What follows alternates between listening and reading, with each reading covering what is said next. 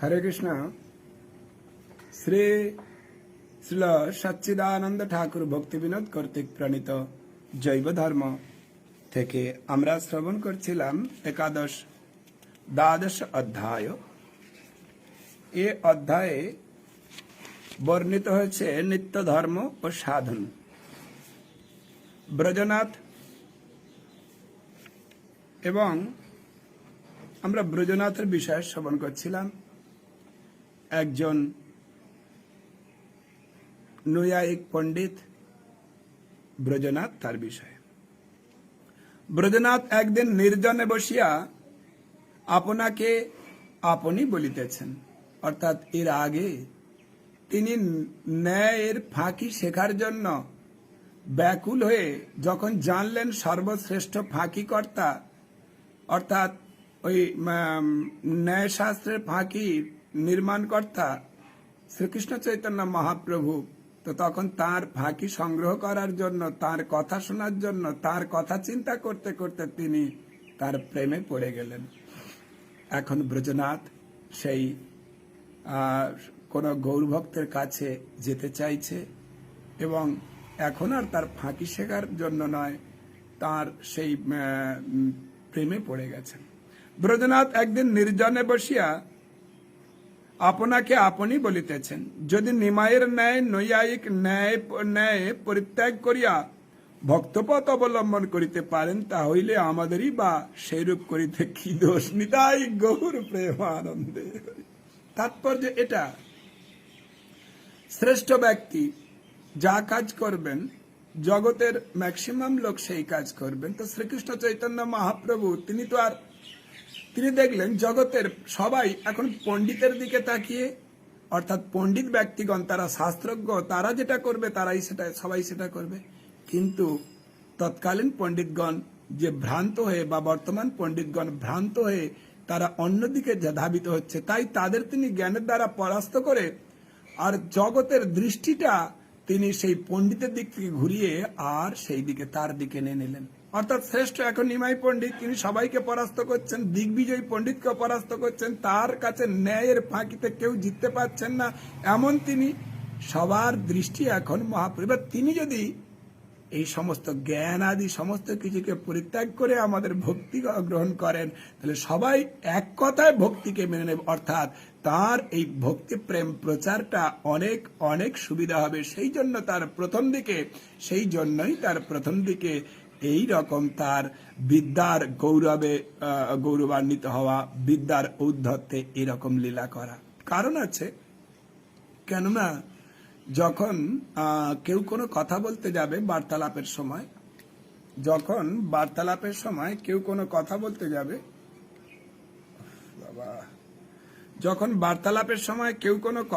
যাবে, তখন অবশ্যই প্রথমেই যে প্রয়োজনীয় কথাটা বলে দেবে না। এই যে শুনছো, হ্যালো, হাই, হরে কৃষ্ণ, রাধে রাধে, এইরকম একটা কথা, যে কথাটা তারা বলতে চায় না, বলতে আসেনি, আসল কথাটা এখন বলবে খালি দৃষ্টি আকর্ষণ করার জন্য। এই শুনছো, ওহে, ওগো, এই সমস্ত শব্দগুলো জাস্ট দৃষ্টি আকর্ষণ করানো হয়। ঠিক তেমনই শ্রীকৃষ্ণ চৈতন্য মহাপ্রভু এসেই যদি প্রেম প্রচার করতে আরম্ভ করতেন, তাহলে তার সেই প্রেম বা তিনি যেটা করতেন জগতের লোক নিত না। জগতের লোক তখন একেবারে পাণ্ডিত্যের অভিমানে তারা একেবারে গর্বিনী, তাহলে যিনি পণ্ডিতের কথাই সর্বলোক মেনে নেবে, সেই জন্য তিনি পণ্ডিতদের পরাস্ত করলেন। সবার ফোকাসটা এখন কার দিকে? মহাপ্রভুর দিকে। আর মহাপ্রভু এবারে যা করবেন, তিনি সেই সমস্ত কিছু পরিত্যাগ করে, একেবারে সমস্ত কিছু, এমনকি সংসার পর্যন্ত পরিত্যাগ করে তিনি ভগবত চরণ আশ্রয় করেছেন, অর্থাৎ ভগবত ভজন করতে আরম্ভ করছেন। তাই সেইটা দেখে জগতের লোক সেরকমই করবে। তাই ব্রজনাথেরও সেই রকম অবস্থা হয়েছে। তিনি বললেন, যদি নিমাইয়ের ন্যায় নৈয়ায়িক ন্যায় পরিত্যাগ করিয়া, নিমাইয়ের ন্যায় নৈয়ায়িক, অর্থাৎ নৈয়ায়িকরা সাধারণত ন্যায়, জ্ঞানীরা জ্ঞান পরিত্যাগ করতে পারে না, কর্মীরা কর্ম, নৈয়ায়িকরা ন্যায় পরিত্যাগ করতে পারে না, তাহলে নিমাইয়ের মতো নৈয়ায়িক সারা পৃথিবীতে বা সারা ভারতবর্ষের মধ্যে যার শ্রেষ্ঠ বা ব্যাখ্যান, তিনি পর্যন্ত সেই নৈয়ায়িক ত্যাগ করে যদি ভক্তিপথ অবলম্বন করতে পারেন, তা হইলে আমাদেরই বা সেই রূপ করিতে কি দোষ। হরি বল, হরি বল। আমি যে পর্যন্ত ন্যায়ের ঘোরেতে ছিলাম, মানে যতদিন পর্যন্ত আমি ন্যায়ের চক্করে ছিলাম, ততদিন এত ভক্তি অনুশীলনের মধ্যে কখনো মনোনিবেশ করিয়া নিমাইয়ের নাম শুনি নাই। হরি বল। নিমাইয়ের নাম শুনেছি, কিন্তু এত ভক্তি ভরে তার নাম শুনতে পারিনি কোনোদিন।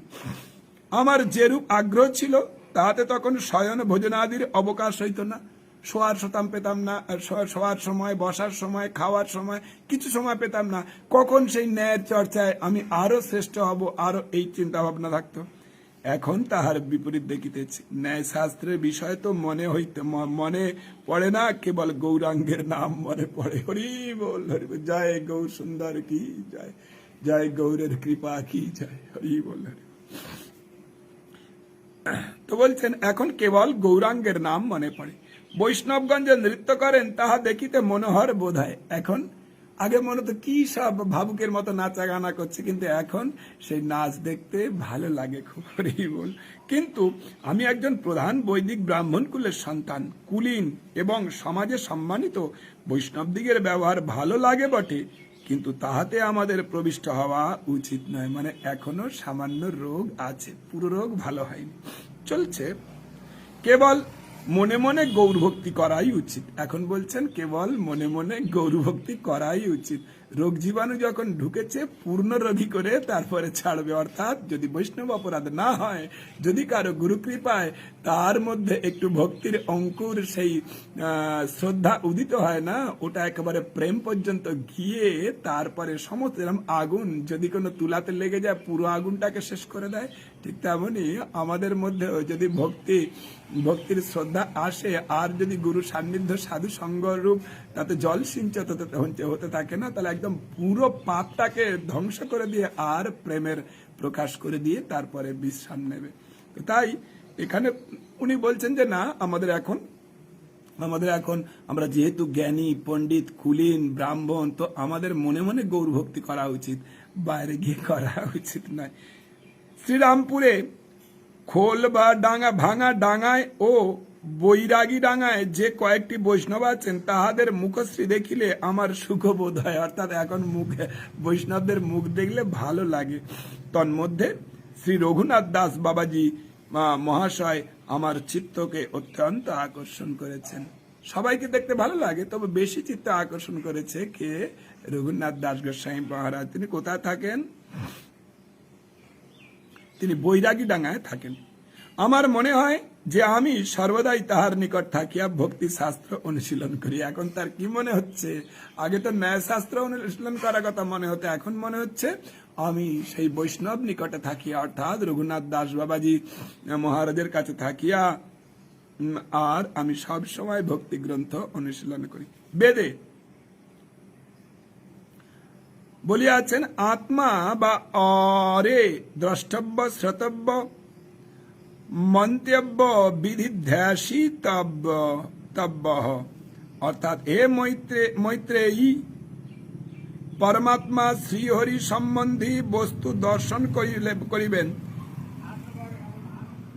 তাহার বিষয় শ্রবণ করিবে, চিন্তা করিবে ও ধ্যান করিবে। কি বললেন? হে মৈত্রী, পরমাত্মা শ্রীহরি সম্বন্ধী বস্তু দর্শন করবে। তাহলে কি বলছেন? দর্শন কি করতে বলছেন? ভগবত সম্বন্ধীয় বস্তু দর্শন করিবেন, তাহার বিষয় শ্রবণ করিবেন, ভগবত বস্তু বিষয় শ্রবণ করিবেন এবং তাহার বিষয় চিন্তা করিবেন। অধ্যান ভগবত বস্তু বিষয় ধ্যান করিবেন। অন্য বিষয় ধ্যান নয়, অন্য বিষয় চিন্তন নয়, অন্য বিষয় শ্রবণ নয়, অন্য বিষয় দর্শন নয়। সবটাই হবে ভগবত বস্তু সম্বন্ধীয় দর্শন, শ্রবণ এবং চিন্তন। এই মন্তব্য শব্দে ন্যায়শাস্ত্রের চর্চা দ্বারা ব্রহ্মজ্ঞান লাভ করার পরামর্শ থাকিলেও, এখানে ব্রহ্মজ্ঞান লাভ করার পরামর্শ থাকিলেও শ্রোতব্য শব্দে আরো কিছু অধিক বিষয়ের প্রয়োজন দেখা যায়। আমি বহুকাল বিতর্কে জীবন অতিবাহিত করিয়াছি। এখন শ্রী গৌরহরির চরণানুগত হইতে ইচ্ছা করি। বলছেন আমি অনেক দিন এইভাবে জীবন অতিবাহিত করেছি, কিন্তু এখন আমার গৌরের অনুগত যারা ভক্ত, তাদের অনুগত হওয়ার ইচ্ছা করি। সন্ধ্যার পর শ্রী রঘুনাথ দাস বাবাজি মহাশয়কে দর্শন করাই শ্রেয়। তিনি মনে মনে চিন্তা করলেন তাহলে সন্ধ্যার পর অন্য কিছু আলোচনা না করে গৌরচরণ আশ্রিত সেই রঘুনাথ দাসের সঙ্গ করাই শ্রেয়। দিবাবসান সময়ে অংশমণ্ডলী অদর্শন প্রায় মন্দ মন্দ দক্ষিণে মারুত বহিতে লাগিল। দিগ দিগন্ত হইতে পক্ষীগণ আপন আপন নির্দিষ্ট স্থানে আশ্রয় গ্রহণ করিতে লাগিল। ক্রমশ দু একটি নক্ষত্রগণ মণ্ডলে উদিত হইতেছিল। এমন সময় শ্রী মায়াপুরে শ্রীবাস অঙ্গনে বৈষ্ণবগণ আরতি কীর্তন আরম্ভ করিলেন। ব্রজনাথ ওই সময় ধীরে ধীরে শ্রীবাস অঙ্গনে খোল ভাঙা ডাঙার বকুল বৃক্ষের চবুতরার উপর উপবিষ্ট হইলেন। গৌরহরির আরতি কীর্তন শুনিয়া তাহার চিত্ত সুকমল হইল। বৈষ্ণবগণ কীর্তনান্তে চবুতরার উপর আসিয়া ক্রমে ক্রমে উপবিষ্ট হইলেন। বৃদ্ধ রঘুনাথ বাবাজি মহাশয় জয় শ্রী সচিনন্দন, জয় নিত্যানন্দ, জয় রূপ সনাতন, জয় দাস গোস্বামী বলিতে বলিতে চবুতরায় আসিয়া বসিলেন। বৃদ্ধ বৈষ্ণবকে সকলেই দণ্ডবাদ প্রণাম করিলেন। ব্রজনাথ সেই সময় তাহাকে প্রণাম না করিয়া থাকিতে পারিলেন না। হরি বল, হরি বল, হরি বল। ব্রজনাথের মুখশ্রী দেখিয়া তাহাকে বৃদ্ধ বাবাজি মহাশয় আলিঙ্গন করিয়া নিকটে বসাইলেন। নিতাই গৌর প্রেমানন্দে, হরি বল, হরি। তো তিনি দেখুন, অন্তরের যে বাসনা আমার অন্তর্যামী বোঝেন, আর তিনি তার প্রিয় ভক্তের দ্বারা প্রিয় ভক্তকে প্রেরিত করে আর তার বাসনা পূরণ করেন। তাই অন্তর্যামী কৃষ্ণ তার সেই লালসা বুঝতে পেরে আর আমার ব্রজনাথের সেই লালসা বুঝতে পেরে রঘুনাথ দাসের হৃদয়ে প্রেরিত করেছেন, আর রঘুনাথ তাকে ধরে আলিঙ্গন করে দিয়েছেন। হরি বল, হরি বল। আহা,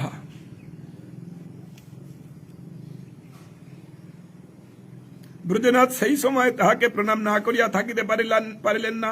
ব্রজনাথের মুখশ্রী দেখিয়া তাহাকে বৃদ্ধ বাবাজি মহাশয় আলিঙ্গন করিয়া নিকটে বসাইলেন। বলিলেন, বাবা তুমি কে? ব্রজনাথ উত্তর করিলেন, আমি একজন তত্ত্ব পিপাসু, অর্থাৎ আমি তত্ত্ব জানতে চাইছি। অর্থাৎ তত্ত্ব জিজ্ঞাসাই হচ্ছে আমাদের মনুষ্য জীবনের উদ্দেশ্য হওয়া উচিত। আপনারা কিছু শিক্ষা করিবার, আপনার নিকট কিছু শিক্ষা করিবার মানস করি। আমি আপনার কাছে কিছু শিক্ষা করিতে চাই। নিকটস্থ একটি বৈষ্ণব ব্রজনাথের পরিচয় জানিতেন। তিনি কহিলেন, ইনি ব্রজনাথ ন্যায় পঞ্চানন। ন্যায় শাস্ত্রে ইহার তুল্য পণ্ডিত নবদ্বীপে আর কেহ নাই। আজকাল শ্রী সচিনন্দন ইহার কিছু শ্রদ্ধা হইয়াছে। ব্রজনাথের মহাত্মা শুনিয়া বৃদ্ধ বাবাজি অনুনয়পূর্বক কহিলেন, বাবা তুমি পণ্ডিত, আমরা মূর্খ অকিঞ্চন। তুমি আমার সচিনন্দনের ধামবাসী, আমরা তোমাদের কৃপা প্রাপ্ত। অর্থাৎ আমাদের যদি কারোর ভগবানের বিষয় একটু শ্রদ্ধা হয়েও থাকে, কিন্তু যারা ধামে জন্মগ্রহণ করেছে তাদের প্রতি কৃতজ্ঞ, তাদের প্রতি শ্রেষ্ঠত্ব ভাব আমাদের থাকা উচিত। তাই এখানে আমাদের রঘুনাথ দাস বাবাজি মহারাজ তিনি শিক্ষা দিচ্ছেন যে তুমি ধামবাসী আর আমরা তো অকিঞ্চন, আর তুমি আমার সচিনন্দনের ধামবাসী, আমরা তোমাদের কৃপার প্রার্থী, কৃপা পাত্র। আমরা তোমাকে কি শিক্ষা দিব? তোমরা কৃপা করিয়া আমাদের গৌরাঙ্গের কথা বলিয়া আমাদিগকে শীতল করো। এইরূপ কথা হইতে হইতে বৈষ্ণব সকল নিজ নিজ কার্যে চলিয়া গেলেন। বৃদ্ধ বাবাজি আর ব্রজনাথ রহিলেন। ব্রজনাথ বলিলেন, বাবাজি মহাশয়, আমরা জাতিতে ব্রাহ্মণ, তাহাতে বিদ্যাভিমানী। বলছেন, আমি জাতিতে ব্রাহ্মণ, আবার বিদ্যার অভিমানী। আমাদের অহংকারে আমরা পৃথিবীকে সরার মতো দেখি, সাধু মহান্তের সম্মান জানি না। কি জানি কি ভাগ্য বলে আপনাদের কার্য ও চরিত্র আমার একটু শ্রদ্ধা হয়েছে। তিনি বলছেন, কি জানি কি ভাগ্য বলে আমার আপনাদের কাজে এবং চরিত্রে একটু শ্রদ্ধা হয়েছে। দু একটি কথা জিজ্ঞাসা করিব, উত্তর প্রদান করুন। আমি কপট ভাবে আসি নাই, আমি ছল করে আপনাদের কোনো কিছু জানার জন্য, বা আমি এমনি সত্যি সত্যি আমি এসেছি। বলছেন, আমি কপট ভাবে আসি নাই। কপট মানে ভেতরে এক আর বাইরে আর এক। বলুন দেখি, জীবের সাধ্য সাধন কি? একেবারে জ্ঞানী ব্যক্তি তো, তাই জীবনের চরম উদ্দেশ্য কি আগে জানা উচিত। তবে আমরা আমাদের মূল্যবান আয়ুটাকে সদ্ব্যবহার করতে পারবো। আমি বাজারে এসছি, বড় বাজারে এসেছি, কি কিনবো যদি আমি ঠিক না করতে পারি তাহলে কোনো বস্তু কেনা আমার হবে না। আগে ঠিক করতে হবে আমি কি জন্য এসেছি বাজারে, সেই কাজগুলো করব, তারপর তো অন্য কাজগুলো পরে। তাহলে আগে সেই কাজ। তাহলে আমি যে মানুষ দেহ পেয়েছি, মানুষ দেহ পেয়ে আমার উদ্দেশ্য কি, সাধ্য কি, আর সেই সাধ্য বস্তু পাওয়ার জন্য কি কি পন্থা অবলম্বন করার কথা আছে, আবার তাদের মধ্যে শ্রেষ্ঠ কি, এটাই আমাদের তত্ত্ব জিজ্ঞাসা হওয়া উচিত। আর সেই প্রশ্নটাই করেছেন। হরি বল, হরি বল, হরি বল। উত্তর প্রদান করুন। আমি কপটভাবে আসি নাই, বলুন দেখি জীবের সাধ্য সাধন কি। ন্যায় শাস্ত্র পাঠকালে আমি স্থির করিয়াছি যে জীব ঈশ্বর হইতে নিত্য পৃথক। ঈশ্বরের কৃপাই জীবের মুক্তির কারণ। ঈশ্বরের কৃপা যাহাতে লাভ করা যায় তাহাই সাধন। সাধন বলিয়া যাহা পাওয়া যায় তাহাই সাধ্য। অর্থাৎ সাধন করে যাহা পাওয়া যায় তাহাই সাধ্য। আমি ন্যায় শাস্ত্রকে অনেকবার জিজ্ঞাসা করিয়াছি, অর্থাৎ ন্যায় শাস্ত্রে অনেক খোঁজ খবর নিয়েছি, কিন্তু সাধ্য সাধন কি, কিন্তু সে শাস্ত্র আমাকে উত্তর দেয় না, সর্বদা নিস্তব্ধ থাকে। আপনারা সাধ্য সাধন সম্বন্ধে যাহা সিদ্ধান্ত করিয়াছেন তাহা আমাকে বলুন। হরি বল, হরি বল। শ্রী রঘুনাথ দাস বাবাজি মহানুভব, তিনি বহুদিন শ্রী রাধা কুণ্ডে অবস্থিত হইয়া শ্রী দাস গোস্বামীর চরণে, অর্থাৎ রঘুনাথ দাস গোস্বামীর চরণে আশ্রয় করিয়াছিলেন। প্রতিদিন অপরাহ্নে শ্রী দাস গোস্বামীর মুখে গৌর লীলা শ্রবণ করিতেন। শ্রী রঘুনাথ দাস বাবাজি ও শ্রী কৃষ্ণদাস কবিরাজ মহাশয় ইহারা অনেক সময় পরস্পর তত্ত্ব আলোচনা করিয়া যখন যে সন্দেহ উদিত হইত তাহা শ্রী দাস গোস্বামী পাদকে জিজ্ঞাসা করিয়া মিটাইয়া লইতেন। এই সময়ে গৌড়মণ্ডলে শ্রী রঘুনাথ দাস বাবাজি প্রধান পণ্ডিত বাবাজি ছিলেন। শ্রী গদ্যমের প্রেমদাস পরমহংস বাবাজি মহাশয়ের সহিত ইহার অনেক প্রেমালাপ হইত। শ্রী ব্রজনাথের প্রশ্ন শুনিয়া তিনি পরমাহ্লাদে বলিতে লাগিলেন, ন্যায় পঞ্চানন মহাশয়, ন্যায় শাস্ত্র পড়িয়া যিনি সাধ্য সাধন বিষয়ে জিজ্ঞাসা করেন তিনি জগতে ধন্য। হরি বল, হরি বল, হরি বল। ন্যায় শাস্ত্র পড়ে আর যিনি জীবনের কি করা উচিত এটা খোঁজ নিয়েছেন, তাহলে তার ন্যায় শাস্ত্র পড়া সার্থক হয়েছে। অর্থাৎ কর্ম করে কর্মীরা যদি এরকম খোঁজ নেয়, আমার জীবনে শুধু খাওয়া দাওয়া নয়, ভালো থাকা আরাম করা নয়, আমি মানুষ দেহ পেয়েছি তার উদ্দেশ্য কি, মানে আমার পাওয়ার উদ্দেশ্য কি, অর্থাৎ কি জন্য এসছি এবং কি সেইটা প্রাপ্তির জন্য, সেই উদ্দেশ্য বস্তু প্রাপ্তির জন্য আমার কি করণীয়, এই প্রশ্ন যদি জাগে তাহলে তার ধর্ম করা সার্থক। ধর্ম সনুষ্ঠিত পুংসা বিশ্বক্ষেন কথা সৃজা শ্রম এ বহি কেবলম।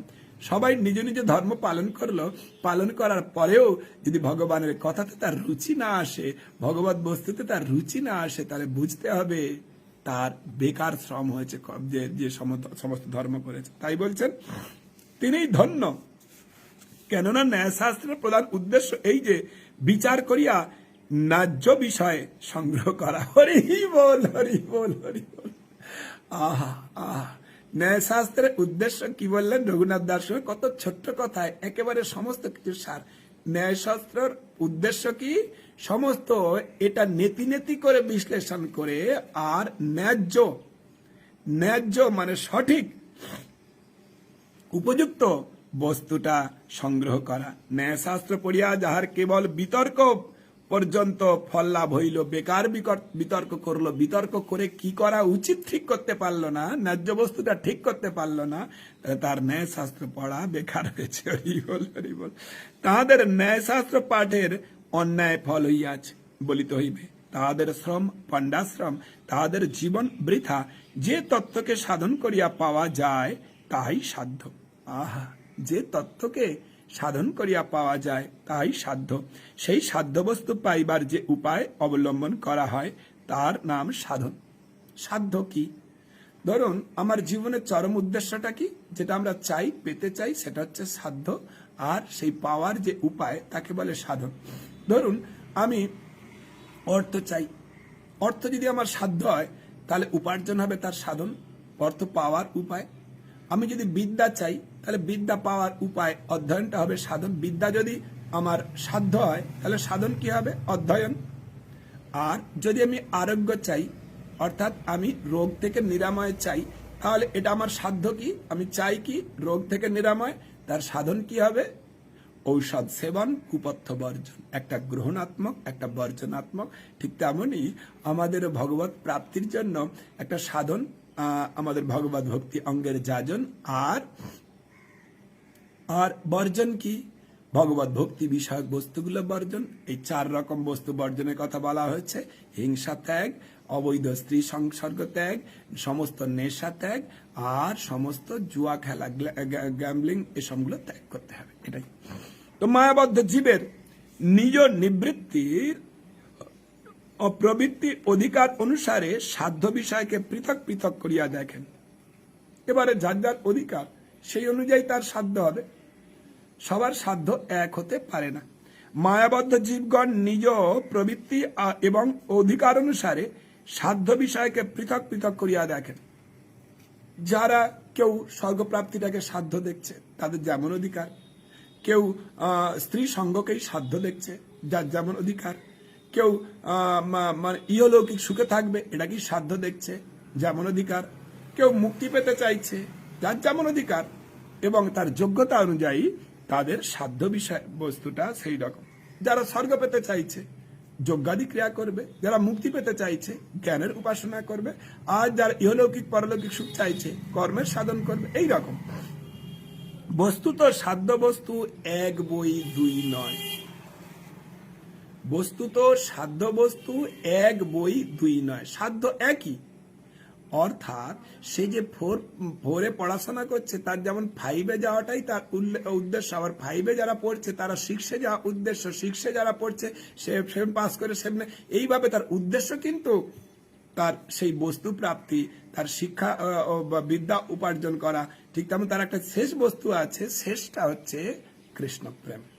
শেষটা হচ্ছে সবারই উদ্দেশ্য। কর্মীরা তারা কর্ম করতে করতে সাত্বিক জ্ঞান বিকাশ হলে সে বুঝতে পারবে শ্রেষ্ঠ হচ্ছে নিষ্কাম কর্ম। নিষ্কাম কর্ম করতে করতে তারপর সে আরো বুঝতে পারবে ভগবত ভজন শ্রেষ্ঠ। এই রকম প্রত্যেকটা কাজেরই, প্রত্যেকটা ক্রিয়ার সাধনেরই শেষ হচ্ছে ভগবত প্রাপ্তি। তাহলে সাধ্য বস্তু সব ক্ষেত্রেই যতই সাধন থাকুক না কেন, সবার সাধ্য বস্তু একটাই, সেটাকেই কৃষ্ণ প্রাপ্তি। বস্তুত সাধ্য বস্তু এক বই দ্বিতীয় নয়।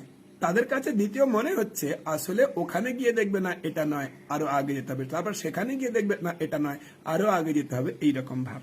প্রবৃত্তি ও অধিকার ভেদে সাধ্য বস্তু 3 প্রকার হইয়াছেন, অর্থাৎ ভুক্তি, মুক্তি আর ভক্তি। কি বললেন? ভুক্তি, মুক্তি আর ভক্তি। হরে কৃষ্ণ।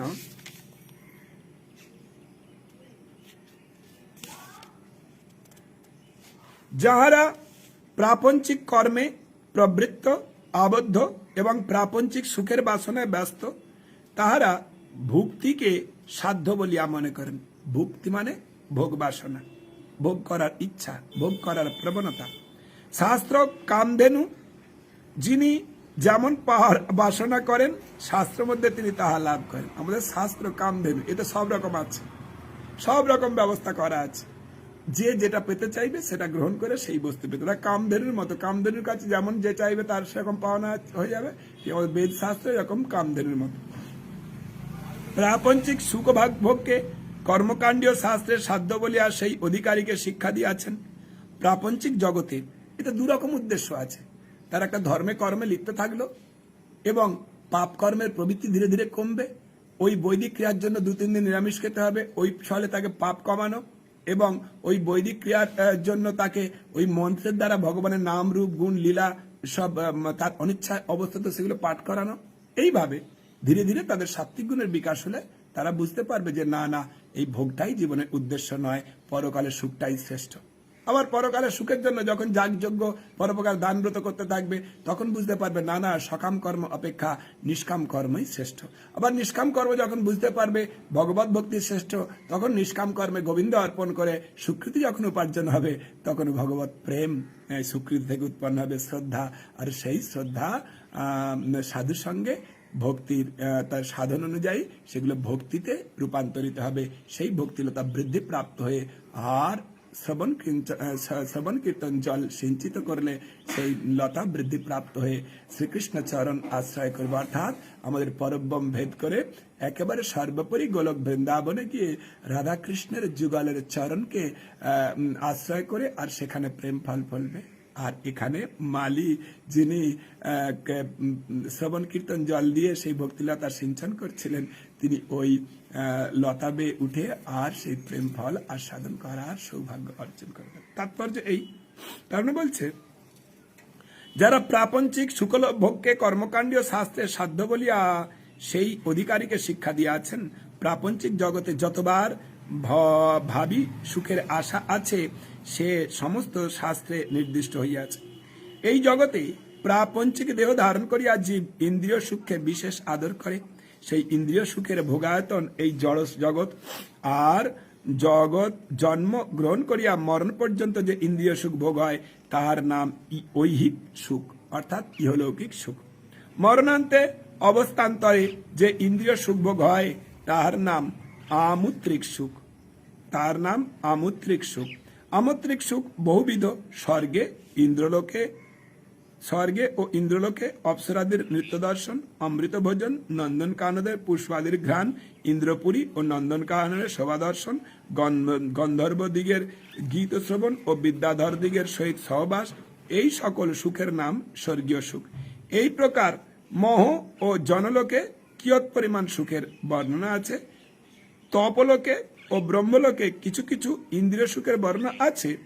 ভূলোকের ইন্দ্রিয় সুখ অত্যন্ত স্থূল, পরপরলোকে ইন্দ্রিয় সুখ তাদের থেকে বিষয় ক্রমশ সূক্ষ্ম, এইমাত্র ভেদ।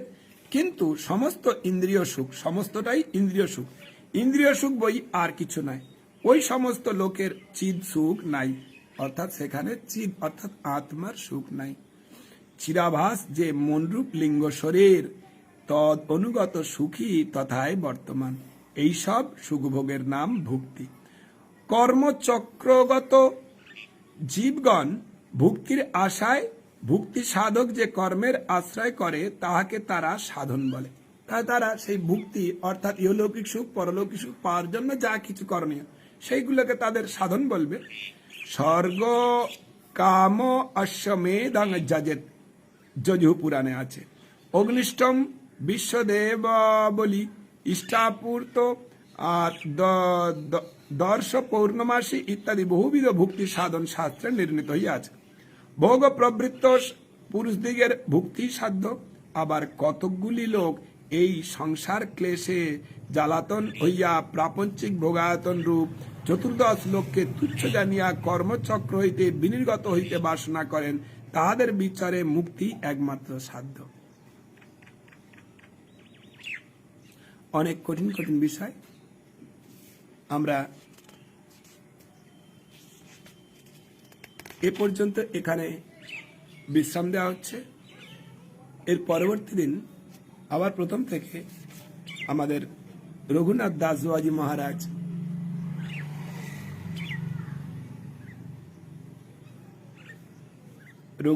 বাবাজি মহারাজ তিনি ব্রজনাথকে কি শিক্ষা দিচ্ছেন সে বিষয় নিয়ে আমরা পরবর্তী দিন আলোচনা করব। হরে কৃষ্ণ। আপনারা সবাই পরবর্তী দিন আসবেন। নিয়মিত জৈব ধর্ম, ভাগবত মহাপুরাণ, তারপর চৈতন্য চরিতামৃত, চৈতন্য ভাগবত আস্বাদন হবে। অল্প অল্প সময় আপনারা শেয়ার করবেন। এই অল্প অল্প সময় পাঠ করার তাৎপর্য যে সবাই অল্প সময়, তো সবার সংকীর্ণ, অল্প সময় এগুলো জেনে নিতে পারবে। আর পরপর প্রতিদিন তারা যে বিষয় জানবে সেই বিষয়ে লিঙ্ক প্রবেশ করে তো সেগুলো তারা দেখতে পারবে। এরকম ব্যবস্থা করা হয়েছে। আপনারা এটা সবার মধ্যে শেয়ার করে আর সবার শ্রবণের একটা ব্যবস্থা করে দেবেন। হরে কৃষ্ণ।